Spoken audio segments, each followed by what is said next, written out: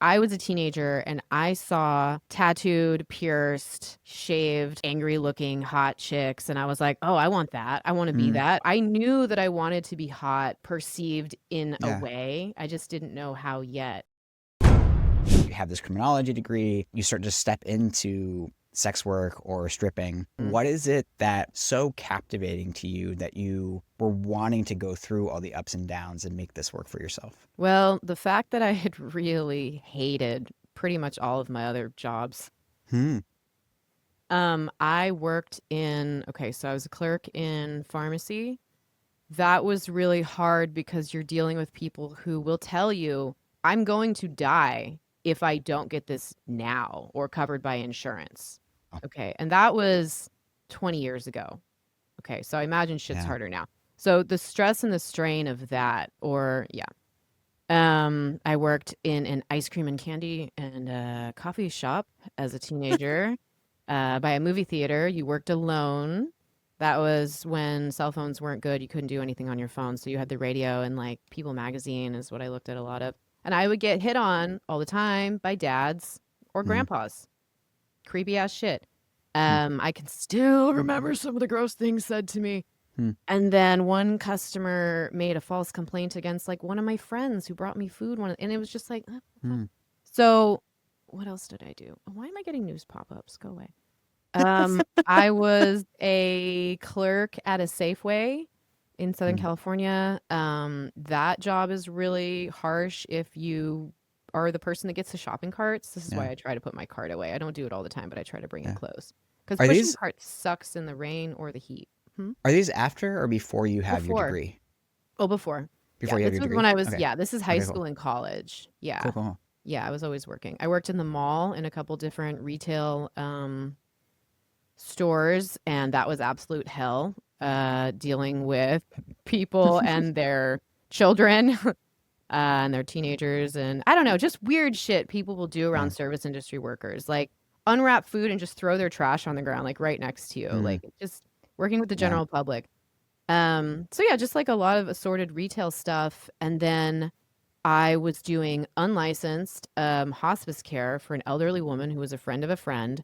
Mm, And that looked like sitting through the night with her while she was having paranoid schizophrenic attacks, thinking yeah. that demons were attacking her.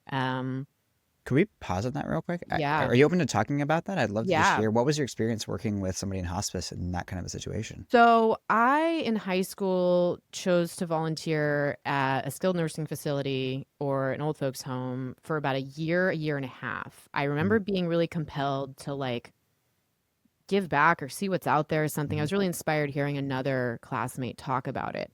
And it was depressing, stinky work. Like I can still mhm. remember the smell Yeah. of going home, and it's the opposite of like early life smell. It's the smell of death. It's people dying, and it's also it was old people, elderly people asking, 16-year-old, why doesn't my family visit me? Why can't you give me something to put me to sleep forever? Why can't you kill me? Literally a man screaming in the hallway, kill me, for like an hour. So it's just like underfunded, isolated, end of life situation. And then the staff there, a lot of them were Mexican or Latina women. Mm, I don't imagine they were getting paid great. And then a couple management staff that was really stressed out and neurotic. And I can't imagine they were getting paid great either. And they worked long, hard hours. mm, And I was like, Jesus Christ, this is a terrible environment. So, oh, how could I forget? I worked in porn shops for 4 years, mm. so adult retail. So you also work with people that are anxious or stressed out or feeling shame. Yeah. Yeah, but the healthcare, I think about that a lot. People who work in nursing or end of life care, like Yeah. sweet angels, I couldn't do it. Yeah. How long were you doing that kind of work for? So the volunteer thing in high school was like a year and a half. The hospice with that woman, I don't remember. I want to say I gave it a solid like 2 months. Okay. It was when I was new to Oregon, Yeah. and she had like RNs that her mom had hired to come do rotation care, but I was helping her eat, I was taking her to the toilet, I was helping her wipe, I was putting her to Yeah. bed, I was keeping her company, and I think it was like $12 an hour. Wow. Was I that for you like just the emotional burden that was yeah. too I rough was or yeah. 22 years old. Right. This woman was like 92. Wow. And I remember she started asking me, she's like, "Oh, dear, I realize we've spent all this time together. I don't know anything about you." So she started asking me, "How Mm. old are you?" And I was like, "I'm 22." And oh God, she's like, it was almost like she was disappointed. She's like, "Oh, you're just a child." I was like, Mm. "Fuck, I shouldn't be here." Mm. So, so like a week later, I auditioned at the strip club. Did she Legitimately. did No, she say anything to you else like that was like, I I don't don't know, inspired remember. that? Or okay, yeah, I'm I don't curious. Yeah. remember. I just remember thinking like this is too emotionally sad for at the time, like not minimum wage, but pretty close to it. And I was young, married. I still had my retail job. I was working full time as an assistant manager for one of the porn shop chains up here. Mm. I was getting picked on by a couple of my older coworkers who had wanted the job. They were like 20 years older than me Mm. and just mad that I knew about more about sales and adult retail. So Yeah, yeah. looking back on that, that was a hostile environment. My boss cussed at me. I was like, please don't talk to me that way. And he's like, well, next time I'll just fire you. Week later, he accused me of stealing money out of the video arcade, Jesus. which I would never do because why would you steal money that's tracked and also not mine? I don't steal Yeah. from people. I won't say where I steal from because we're recording, but I was like, "You got me all wrong, boss, but I know what this really is." So he fired me, and so it was at the same time. I lost the retail job. It was the first job I'd ever been fired from, and it Mm. wasn't even like true. I'm like, "This is a false allegation. Fuck you. You're just firing me because you hate your girlfriend and you hate me, and I called you out on cussing at me." And then also I was doing the hospice thing to supplement that, and I was like, "Fuck, this sucks." And meanwhile, I had been a nude internet model for a couple years, like on the quiet. I was When did trying you to start that? that I started in between when I was just 18, 19. Wow. Right. So I knew that I wanted to be hot, like perceived in a Yeah. way. I just didn't know how yet. Yes. I know I'm keep interrupting you. Sorry about that, No, but it's good. all right, cool. It's part of my job. So Mhm. at 18, 19, you're nude on the internet. And from what I Mhm. understand too, is that your parents are pretty conservative. So Mhm. like you were raised in this conservative environment. So can you just walk us through that, I guess, part of the trajectory? Like how did you get the, and like how did you even get the confidence to be posting yourself nude online at 18 or 19? Or was it just like the naivete of not knowing what the internet's going to be yet or what?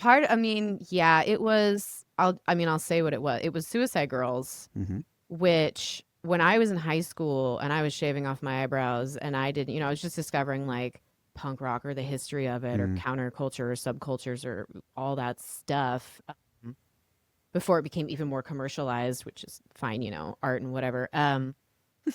I'm not bitter. No, it's like it's funny because 20 years ago, like tattoos were a real job blocker, and Mm. and I am not gatekeeping. Like people should be able to do whatever jobs they're qualified for, but like kids today don't remember how it used to be to where if you tattooed your neck, that was like a commitment. Like you're not having Yeah. a normal life anymore. Yeah. So I feel when the I same start, way about gamers, by the way, as like a gamer. really, Yeah, because like nowadays, like people who play video games, like it's games are cooler such a, now. it's just part of the culture. And so Yeah, people don't even really identify as a gamer. They're just like, oh yeah, like I played this one weird indie game. It's like, if you were growing up when I was a kid or even in college, only the most hardcore people would have yeah, played something like that. yeah. And it's just so weird and different to see how culture is shaped. But anyway, yeah, It's a proliferation, I think, of more things out into the mainstream, and that totally makes sense. yeah.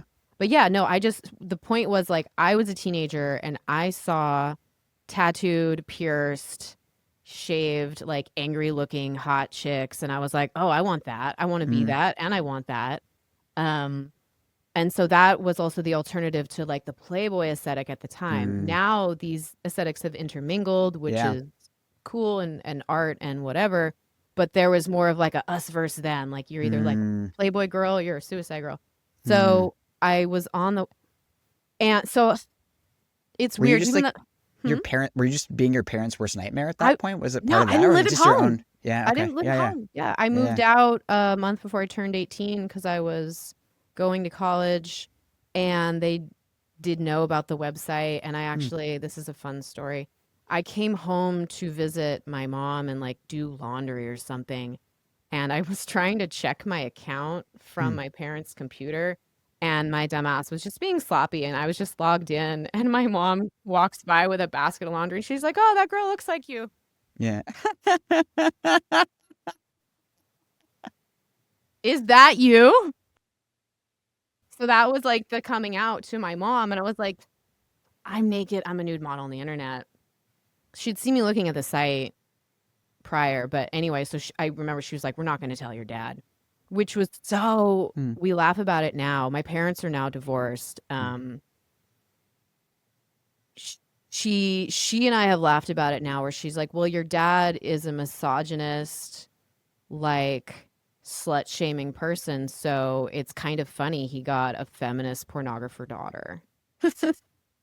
Like that's what you get. Like I'm mm-hmm. checking my login for my nude photo stuff. A mere 12 feet away from the Playboys and the penthouses stacked by the toilet. So like how dare you have a Yeah. problem? I'm an adult.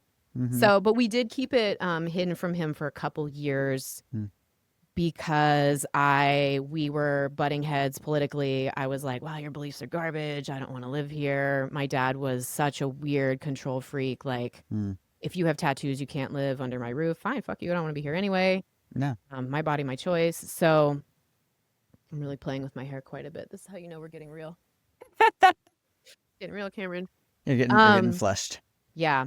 So then in that time I met Isaiah, my first husband, and his parents were like churchy, military conservative, but they have Mm, kinder, like more liberal hearts. sure. Yeah. So, but either way, we're like, let's get out of this small town area, and Mm-hmm. so moved up to Portland. Mm, And then I was taking care of myself and living on my own. My parents weren't paying for anything. So after a couple years of stripping, I flew my mom up and we were walking through the community garden by my apartment. I was like, I'm a stripper.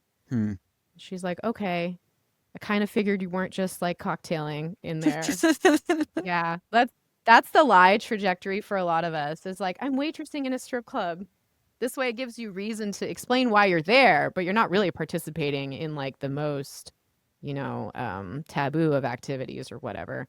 Yeah. But yeah, but I was an adult. And so for my parents, luckily, because I've been able to financially support myself and I was married twice. And the second time I was married, he had a much better professional job and income than me. So that was one of those ways that Mm-hmm. as a young female person, was able to socioeconomically elevate myself through Sure. marriage to a cis man, which is usually what happens Mm-hmm. because guys tend to get paid more for the same jobs and they tend to be older when they marry women younger than them. So, Mm-hmm. that's not news to anybody. But so I had stepping stones where I was able to save money. So even that's something that like a lot of people in our age group are not necessarily ever going to be able to live by themselves Mm-hmm. or buy a house because they weren't able to get that cushion